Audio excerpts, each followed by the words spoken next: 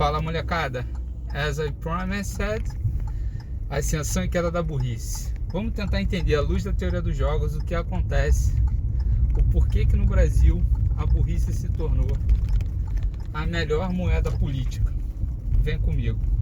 Quem entende um pouco de teoria dos jogos sabe que ela começa a entrar na teoria econômica já há muito tempo.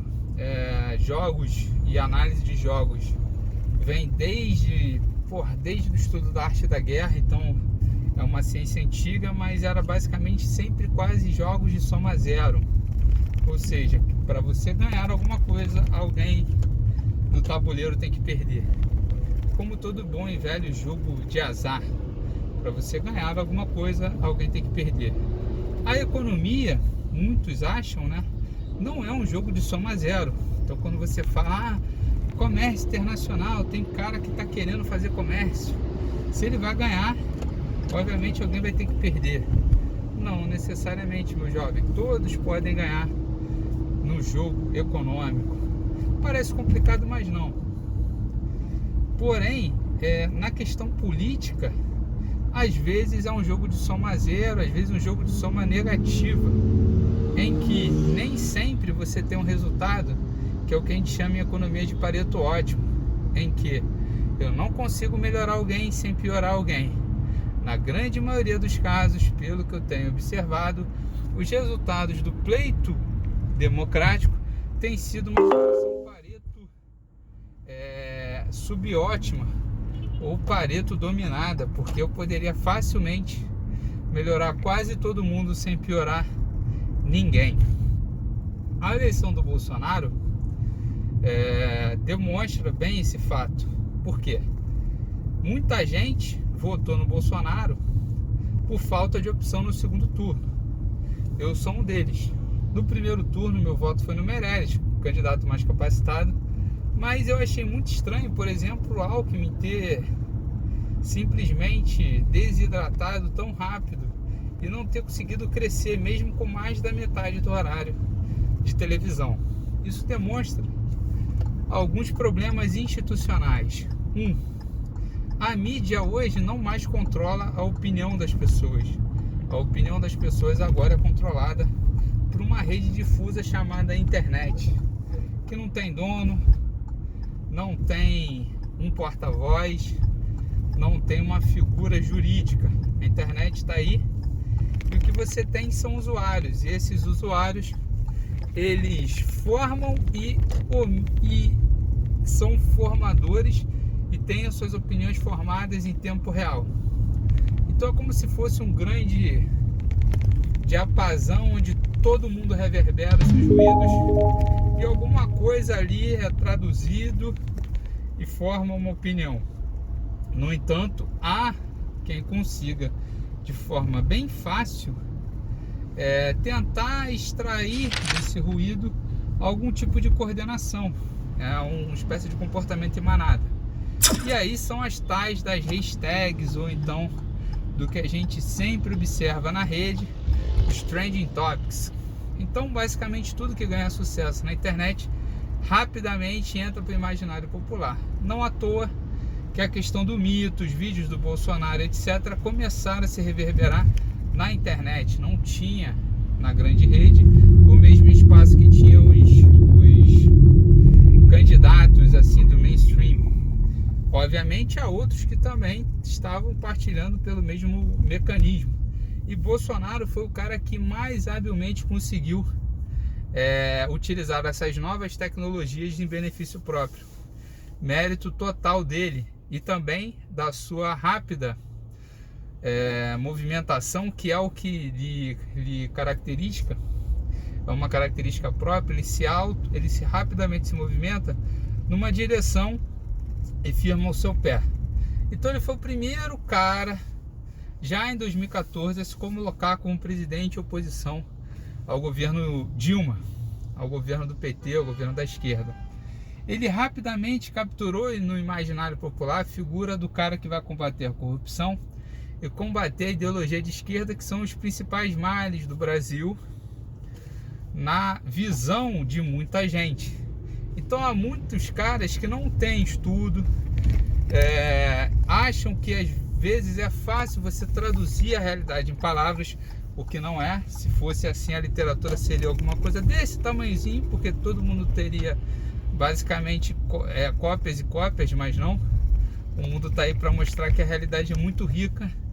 Infelizmente é praticamente impossível você tentar explicar uma realidade, mas você pode tentar se aproximar e mais saber basicamente onde você está errando. Isso a ciência faz bem. Ela tem um mecanismo poderoso de testar hipóteses e jogar fora sem o menor pudor aquelas que não funcionam. E é basicamente com isso que a gente precisa se defender para poder entender o mundo real. E aí entramos então na era da burrice, porque a burrice, por mais que ela seja combatida de forma simples, quando o ruído é muito grande, você tem todo um problema de coordenação, porque dá trabalho combatê-la. É custoso, você precisa ficar dialogando com muita gente. Haja vista que no meu Facebook tem aí, e no meu canal tem inúmeros vídeos sobre a Covid-19, sendo que 2 meses se passaram desde da primeira infecção, e muita gente, sem ter estudo nenhum, defendia cloroquina, falava que os dados eram maquiados, que não havia subnotificação, havia super notificação e por aí vai. Por quê? Porque essas evidências iam de encontro ao que eles pensam. E na verdade eles não são expostos ao método científico de abandonar crenças à medida que as evidências apontam na direção contrária. Eles fazem exatamente o oposto. Eles abandonam evidências que sejam contrárias às suas crenças. Então virou-se um debate meio que religioso. E não à toa que o discurso do Bolsonaro se apega muito bem a grande parte do público religioso que tem talvez a fé como seu principal guardião em termos de raciocinar o mundo. Obviamente eu não estou fazendo uma crítica à religião, estou fazendo uma crítica como a religião não deve ser usada. A religião deve ser utilizada na comunicação do homem para algo que transcende a ele. Mas na comunicação do homem para o homem, há muita coisa do discurso religioso que deve ser utilizado. Mas infelizmente, para entender a natureza, a religião ela tem que ceder espaço à ciência. Então não adianta você querer achar que a Terra é plana, porque assim estava escrito no Alcorão, como eu já vi muita gente falando. E o primeiro vídeo que eu vi de defesa da Terra plana foi um muçulmano explicando por que a Terra não pode girar e tem que ficar parada, porque senão um avião ele nunca conseguiria chegar num ponto A a um ponto B, porque ela estava sempre girando. E aí não é nenhuma surpresa eu ver que entre os defensores do Bolsonaro tem os terraplanistas, tem os autores aí de teses como globalismo, como Jorge Soros interferindo na democracia brasileira, e que o problema do Brasil é Paulo Freire e corrupção. O que a gente recebeu em troca? Outro tipo de corrupção, mais agravamento e acirramento nos discursos, mais exclusão, menos inclusão e infelizmente um cenário muito ruim. E o voto, que é o que deveria nos salvar, infelizmente dá trabalho, e um voto bem pensado gera o mesmo valor do que um voto sem pensar. E aí eu queria entender que a gente poderia tentar extrair informação do processo de voto. Então tem um vídeo meu que mostra que na verdade, como a gente está sendo exposto a inúmeros candidatos, a gente deveria utilizar esse mecanismo para poder extrair informação. Então pessoas que tivessem uma informação abalizada poderiam dar mais informação a partir da variabilidade da sua capacidade de escolha.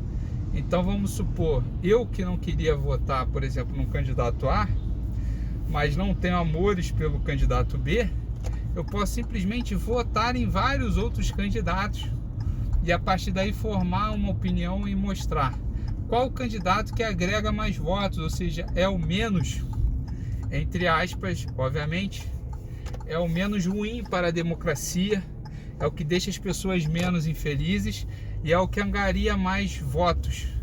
Isso numa loja é muito bem aproveitado, porque a loja ela não quer vender o produto que vende mais, ela quer vender o produto que maximiza o gasto dos indivíduos. Então não adianta você ter um produto que só ele vende. O que adianta é você vender um produto que ele vende e ele vende outros numa sequência ou numa cadeia.